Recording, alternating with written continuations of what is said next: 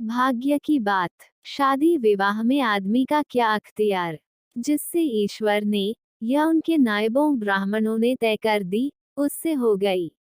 बाबू भारतदास ने लीला के लिए सुयोग्य वर खोजने में कोई बात उठा नहीं रखी, लेकिन जैसा घर वर चाहते थे वैसा ना पा सके। वो लड़की को सुखी देखना चाहते थे, जैसा हर एक पिता का धर्म है, किंतु इसके लिए उनकी समझ में संपत्ति ही सबसे जरूरी चीज थी। चरित्र या शिक्षा का स्थान गौण था। चरित्र तो किसी के माथे पर लिखा नहीं रहता और शिक्षा का आजकल के जमाने में मूल्य ही क्या। हाँ, संपत्ति के साथ शिक्षा भी हो तो क्या पूछना। ऐसा घर उन्होंने बहुत ढूंढा पर न मिला। ऐसे घर हैं ही कितने जहां दोनों पदार्थ मिलें। दो चार मिले भी तो अपनी बिरादरी के न थे। बिरादरी भी मिली तो जायजा ना मिला, जायजा भी मिला तो शर्तें तय न हो सकी। इस तरह मजबूर होकर भारतदास को लीला का विवाह लाला संतसरन के लड़के सीतासरन से करना पड़ा। अपने बाप का इकलौता बेटा था, थोड़ी बहुत शिक्षा भी पाई थी, बातचीत सलीके से करता था, मामले मुकदमे समझता था और जरा दिल का रंगीला भी था। सबसे बड़ी बात ये थी कि रूपवान, बलिष्ठ, प्रसन्नमुख, साहसी आदमी था, मगर विचार वही बाबा आदम के जमाने के थे। पुरानी जितनी बातें हैं सब अच्छी, नई जितनी बातें हैं सब खराब। जायदाद के विषय में जमींदार साहब नए नए दफों का व्यवहार करते थे, वहां अपना कोई अख्तियार ना था, लेकिन सामाजिक प्रथाओं के कट्टर पक्षपाती थे। सीतासरन अपने बाप को जो करते या कहते देखता वही खुद भी कहता और करता था। उसमें खुद सोचने की शक्ति ही न थी। बुद्धि की मंदता बहुधा सामाजिक अनुदारता के रूप में प्रकट होती है। लीला ने जिस दिन घर में पांव रखा उसी दिन उसकी परीक्षा शुरू हुई। वे सभी काम जिनकी उसके घर में तारीफ होती थी यहाँ वर्जित थे। उसे बचपन से ताजी हवा पर जान देना सिखाया गया था, यहाँ उसके सामने मुंह खोलना भी पाप था। बचपन से सिखाया गया था रोशनी ही जीवन है, यहाँ रोशनी के दर्शन भी दुर्लभ थे। घर पर अहिंसा, क्षमा और दया ईश्वरीय गुण बताए गए थे, यहाँ इसका नाम लेने की भी स्वाधीनता न थी। संतसरन बड़े तीखे, गुस्सेवर आदमी थे, नाक पर मक्खी न बैठने देते। धूर्तता और छल कपट से ही उन्होंने जायदाद पैदा की थी और उसी को सफल जीवन का मंत्र समझते थे। उनकी पत्नी उनसे भी 2 अंगुल ऊंची थी। मजाल क्या कि बहू अपनी अंधेरी कोठरी के द्वार पर खड़ी हो जाए या कभी छत पर टहल सके। प्रलय आ जाता, आसमान सिर पर उठा लेती। उन्हें बकने का मर्ज था। दाल में नमक का जरा तेज हो जाना उन्हें दिन भर बकने के लिए काफी बहाना था। मोटी ताजी महिला थी, छींट का घाघरेदार लहंगा पहने, पांदान बगल में रखे, गहनों से लदी हुई, सारे दिन बरोठे में माची पर बैठी रहती थीं। क्या मजाल कि घर में उनकी इच्छा के विरुद्ध एक पत्ता भी हिल जाए। बहू की नई नई आदतें देख देख जला करती थीं। अब काहे को आबरू रहेगी। मुंडेर पर खड़ी होकर झांकती है। मेरी लड़की ऐसी दीदा दिलेर होती तो गला घोंट देती। न जाने इसके देश में कौन लोग बसते हैं। गहने नहीं पहनती, जब देखो नंगी बुच्ची बनी बैठी रहती है। ये भी कोई अच्छे लक्षण हैं। लीला के पीछे सीतासरन पर भी फटकार पड़ती। तुझे भी चांदनी में सोना अच्छा लगता है, क्यों? तू भी अपने को मर्द कहेगा। वो मर्द कैसा कि औरत उसके कहने में न रहे। दिन भर घर में घुसा रहता है, मुंह में जबान नहीं है। समझाता क्यों नहीं? सीतासरन कहता, अम्मा, जब कोई मेरे समझाने से माने तब तो। माँ, मानेगी क्यों नहीं? तू मर्द है कि नहीं? मर्द वह होना चाहिए कि कड़ी निगाह से देखे तो औरत कांप उठे। सीतासरन, तुम तो समझाती ही रहती हो। माँ मेरी उसे क्या परवाह। समझती होगी, बुढ़िया 4 दिन में मर जाएगी, तब मैं मालकिन हो ही जाऊंगी। सीतासरन, तो मैं भी तो उसकी बातों का जवाब नहीं दे पाता। देखती नहीं हो कितनी दुर्बल हो गई है। वह रंग ही नहीं रहा। उस कोठरी में पड़े पड़े उसकी दशा बिगड़ती जाती है। बेटे के मुंह से ऐसी बातें सुन माता आग हो जाती और सारे दिन जलती, कभी भाग्य को कोसती, कभी समय को। सीतासरन माता के सामने तो ऐसी बातें करता, लेकिन लीला के सामने जाते ही उसकी मति बदल जाती थी। वो वही बातें करता जो लीला को अच्छी लगती। यहाँ तक कि दोनों वृद्धा की हंसी उड़ाते। लीला को इसमें और कोई सुख न था। वह सारे दिन कुढ़ती रहती। कभी चूल्हे के सामने न बैठी थी, पर यहाँ पसेरियों आटा थोपना पड़ता, मजूरों और टहलुओं के लिए भी रोटियां पकानी पड़ती।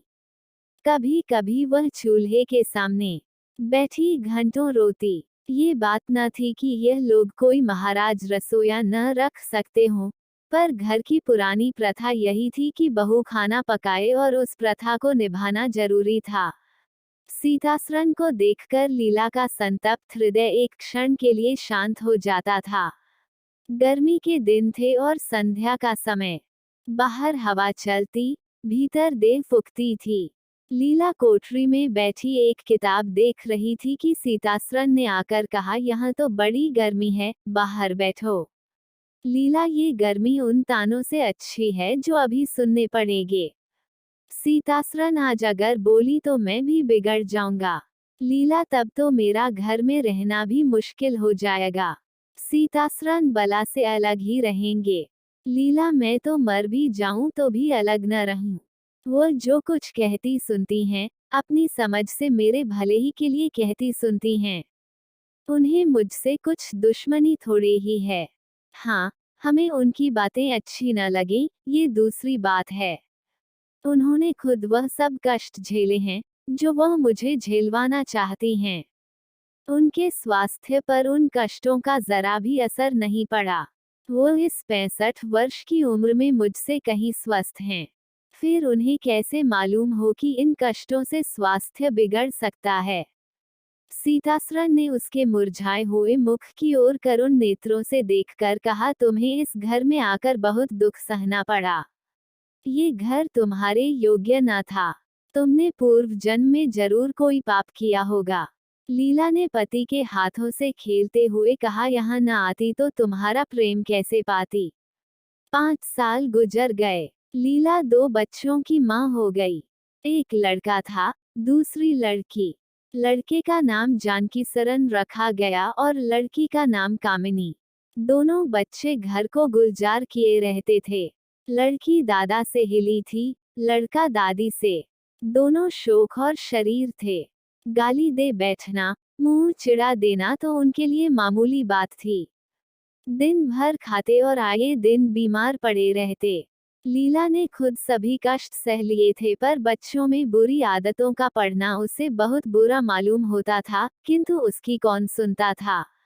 बच्चों की माता होकर उसकी अब गणना ही न रही थी। जो कुछ थे बच्चे थे, वो कुछ न थी। उसे किसी बच्चे को डांटने का भी अधिकार न था। सबसे बड़ी आपत्ति ये थी कि उसका स्वास्थ्य अब और भी खराब हो गया था। प्रसव काल में उसे वे भी अत्याचार सहने पड़े जो अज्ञान, मूर्खता और अंधविश्वास ने सौर की रक्षा के लिए गढ़ रखे हैं। उस काल कोठरी में, जहां हवा का गुजर था न प्रकाश का, न सफाई का, चारों ओर दुर्गंध और सील और गंदगी भरी हुई थी। उसका कोमल शरीर सूख गया। एक बार जो कसर रह गई थी, वह दूसरी बार पूरी हो गई। चेहरा पीला पड़ गया, आंखें धंस गईं। ऐसा मालूम होता, बदन में खून ही नहीं रहा। सूरत ही बदल गई। गर्मियों के दिन थे। एक तरफ आम पके, दूसरी तरफ खरबूजे। इन दोनों फलों की ऐसी अच्छी फसल पहले कभी न हुई थी। अब की इनमें इतनी मिठास न जाने कहां से आ गई थी कि कितना ही खाओ मन न भरे। संतसरन के इलाके से आम और खरबूजे के टोकरे भरे चले आते थे। सारा घर खूब उछल उछल खाता था। बाबू साहब पुरानी हड्डी के आदमी थे। सवेरे 1 सैकड़े आमों का नाश्ता करते, फिर पसेरी भर खरबूजे चट कर जाते। मालकिन उनसे पीछे रहने वाली न थी। उन्होंने तो एक वक्त का भोजन ही बंद कर दिया। अनाज सड़ने वाली चीज नहीं। आज नहीं कल खर्च हो जाएगा। आम और खरबूजे तो एक दिन भी नहीं ठहर सकते। शुद्धनी थी और क्या, यूं ही हर साल दोनों चीजों की रेल पेल होती थी, पर किसी को कभी कोई शिकायत न होती थी। कभी पेट में गिरानी मालूम हुई तो हड़ की फनकी मार ली। एक दिन बाबू संतसरन के पेट में मीठा मीठा दर्द होने लगा। आपने उसकी परवाह न की। आम खाने बैठ गए। सैकड़ा पूरा करके उठे ही थे कि क्या हुई। गिर पड़े। फिर तो तिल तिल पर कै और दस्त होने लगे। हैजा हो गया। शहर के डॉक्टर बुलाए गए, लेकिन उनके आने के पहले ही बाबू साहब चल बसे थे। रोना पीटना मच गया। संध्या होते होते लाश घर से निकली। लोग दाह क्रिया करके आधी रात को लौटे तो मालकिन को भी कै और दस्त हो रहे थे। फिर दौड़ धूप शुरू हुई, लेकिन सूर्य निकलते निकलते वह भी सिधार गईं। स्त्री पुरुष जीवन पर्यंत एक दिन के लिए भी अलग न हुए थे। संसार से भी साथ ही साथ गए। सूर्यास्त के समय पति ने प्रस्थान किया, सूर्योदय के समय पत्नी ने। लेकिन मुसीबत का अभी अंत न हुआ था।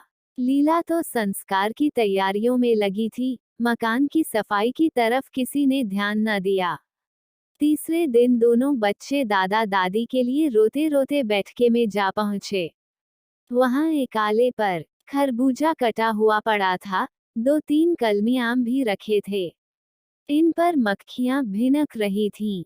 जानकी ने एक तिपाई पर चढ़कर दोनों चीजें उतार ली और दोनों ने मिलकर खाईं। शाम होते होते दोनों को हैजा हो गया और दोनों माँ बाप को रोता छोड़ चल बसे। घर में अंधेरा हो गया। 3 दिन पहले जहां चारों तरफ चहल पहल थी, वहां अब सन्नाटा छाया हुआ था। किसी के रोने की आवाज भी सुनाई न देती थी। रोता ही कौन, ले दे के कुल 2 प्राणी रह गए थे, और उन्हें रोने की सुधि न थी। लीला का स्वास्थ्य पहले भी कुछ अच्छा न था, अब तो वह और भी बेजान हो गई। उठने बैठने की शक्ति भी न रही। हरदम खोई सी रहती, न कपड़े लत्तों की सुधि थी, न खाने पीने की। उसे न घर से वास्ता था, न बाहर से। जहां बैठती, वहीं बैठी रह जाती। महीनों कपड़े न बदलती, सिर में तेल न डालती। बच्चे ही उसके प्राणों के आधार थे। जब वही न रहे तो मरना और जीना बराबर था। रात दिन यही मनाया करती कि भगवान यहाँ से ले चलो। सुख दुख सब भुगत चुकी। अब सुख की लालसा नहीं है, लेकिन बुलाने से मौत किसी को आई है। सीतासरन भी पहले तो बहुत रोया धोया, यहाँ तक कि घर छोड़कर भाग जाता था। लेकिन ज्यों ज्यों दिन गुजरते थे बच्चों का शोक उसके दिल से मिटता जाता था। संतान का दुख तो माता को ही होता है। धीरे धीरे उसका जी संभल गया। पहले की भांति मित्रों के साथ हंसी दिल लगी होने लगी। यारों ने और भी चंग पर चढ़ाया। अब घर का मालिक था, जो चाहे कर सकता था। कोई उसका हाथ रोकने वाला न था। सैर सपाटे करने लगा। कहाँ तो लीला को रोते देख उसकी आंखें सजल हो जाती थीं, कहाँ अब उसे उदास और शोकमग्न देखकर झुंझला उठता। जिंदगी रोने ही के लिए तो नहीं है। ईश्वर ने लड़के दिए थे, ईश्वर ही ने छीन लिए। क्या लड़कों के पीछे प्राण दे देना होगा। लीला यह बातें सुनकर भौंचक्की रह जाती। पिता के मुंह से ऐसे शब्द निकल सकते हैं। संसार में ऐसे प्राणी भी हैं। होली के दिन थे। मर्दाने में गाना बजाना हो रहा था। मित्रों की दावत का भी सामान किया गया था। अंदर लीला जमीन पर पड़ी हुई रो रही थी। त्योहारों के दिन उसके रोते ही कटते थे। आज बच्चे होते तो अच्छे अच्छे कपड़े पहने कैसे उछलते फिरते। वही न रहे तो कहाँ की तीज और कहाँ का त्योहार। सहसा सीतासरन ने आकर कहा, क्या दिन भर रोती ही रहोगी। जरा कपड़े तो बदल डालो, आदमी बन जाओ। यह क्या तुमने अपनी गत बना रखी है। लीला तुम जाओ अपनी महफिल में बैठो, तुम्हें मेरी क्या फिक्र पड़ी है। सीतासरन, क्या दुनिया में और किसी के लड़के नहीं मरते। तुम्हारे ही सिर यह मुसीबत आई है। लीला, ये बात कौन नहीं जानता। अपना अपना दिल ही तो है। उस पर किसी का बस है। सीतासरन मेरे साथ भी तो तुम्हारा कुछ कर्तव्य है। लीला ने कुतूहल से पति को देखा, मानो उसका आशय नहीं समझी। फिर मुंह फेरकर रोने लगी। सीतासरन, मैं अब इस मनहूसत का अंत कर देना चाहता हूँ। अगर तुम्हारा अपने दिल पर काबू नहीं है तो मेरा भी अपने दिल पर काबू नहीं है। मैं अब जिंदगी भर मातम नहीं मना सकता। लीला, तुम राग रंग मनाते हो, मैं तुम्हें मना तो नहीं करती। मैं रोती हूँ तो क्यों रोने नहीं देते? सीतासरन, मेरा घर रोने के लिए नहीं है। लीला, अच्छी बात है, तुम्हारे घर में न रोऊंगी। लीला ने देखा, मेरे स्वामी मेरे हाथों से निकले जा रहे हैं। उन पर विषय का भूत सवार हो गया है और कोई समझाने वाला नहीं। वो अपने होश में नहीं हैं। मैं क्या करूं? अगर मैं चली जाती हूँ तो थोड़े ही दिनों में सारा घर मिट्टी में मिल जाएगा और इनका वही हाल होगा जो स्वार्थी मित्रों के चंगुल में फंसे हुए नौजवान रईसों का होता है। कोई उल्टा घर में आ जाएगी और इनका सर्वनाश कर देगी। ईश्वर, मैं क्या करूं? अगर इन्हें कोई बीमारी हो जाती तो क्या मैं उस दशा में इन्हें छोड़कर चली जाती? कभी नहीं। मैं तन मन से इनकी सेवा शुश्रूषा करती, ईश्वर से प्रार्थना करती, देवताओं की मनौतियां करती। माना इन्हें शारीरिक रोग नहीं है, लेकिन मानसिक रोग अवश्य है। आदमी रोने की जगह हंसे और हंसने की जगह रोए, उसके दीवाना होने में क्या संदेह है? मेरे चले जाने से इनका सर्वनाश हो जाएगा। इन्हें बचाना मेरा धर्म है। हाँ, मुझे अपना शोक भूल जाना होगा। रोऊंगी, रोना तो तकदीर में लिखा ही है, रोऊंगी, लेकिन हंस हंस कर। अपने भाग्य से लड़ूंगी। जो जाते रहे उनके नाम को रोने के सिवा और कर ही क्या सकती हूँ, लेकिन जो है उसे न जाने दूंगी। ए टूटे हुए हृदय, आज तेरे टुकड़ों को जमा करके एक समाधि बनाऊं और अपने शोक को उसके हवाले कर दूं। ओ रोने वाली आंखें, आओ मेरे आंसुओं को अपनी विहसित छटा में छिपा लो।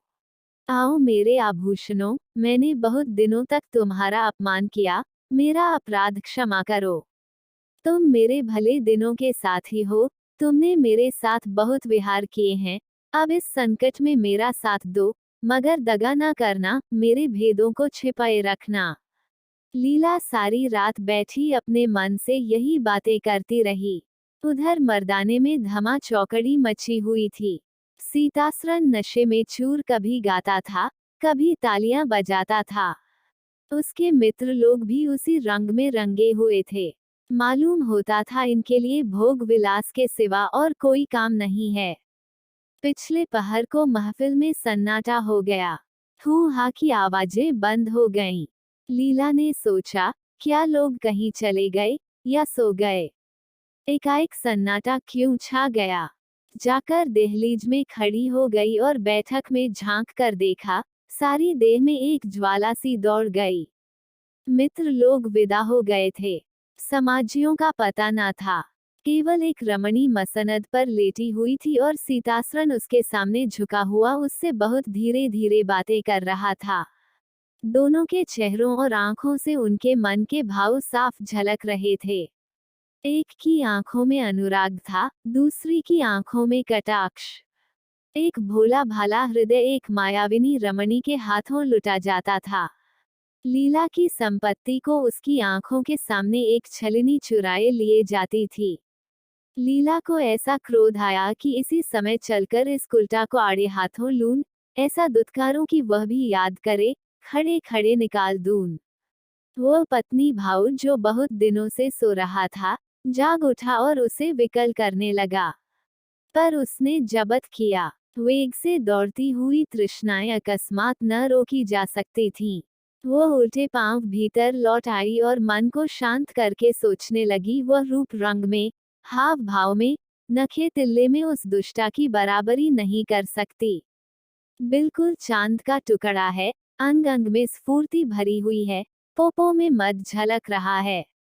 उसकी आंखों में कितनी तृष्णा है, तृष्णा नहीं, बल्कि ज्वाला। लीला उसी वक्त आईने के सामने गई। आज कई महीनों के बाद उसने आईने में अपनी सूरत देखी। उसके मुख से एक आह निकल गई। शोक ने उसकी काया पलट कर दी थी। उस रमणी के सामने वह ऐसी लगती थी जैसे गुलाब के सामने जूही का फूल। सीतासरन का खुमार शाम को टूटा। आंखें खुली तो सामने लीला को खड़ी मुस्कुराते देखा। उसकी अनोखी छवि आंखों में समा गई। ऐसे खुश हुए मानो बहुत दिनों के वियोग के बाद उससे भेंट हुई हो। उसे क्या मालूम था कि यह रूप भरने के लिए लीला ने कितने आंसू बहाए हैं, केशों में यह फूल गूंथने के पहले आंखों से कितने मोती पिरोए हैं। उन्होंने एक नवीन प्रेमोत्साह से उठकर उसे गले लगा लिया और मुस्कुराकर बोले, आज तो तुमने बड़े बड़े शस्त्र सजा रखे हैं, कहाँ भागूं? लीला ने अपने हृदय की ओर उंगली दिखाकर कहा, यहाँ आ बैठो। बहुत भागे फिरते हो, अब तुम्हें बांध कर रखूंगी।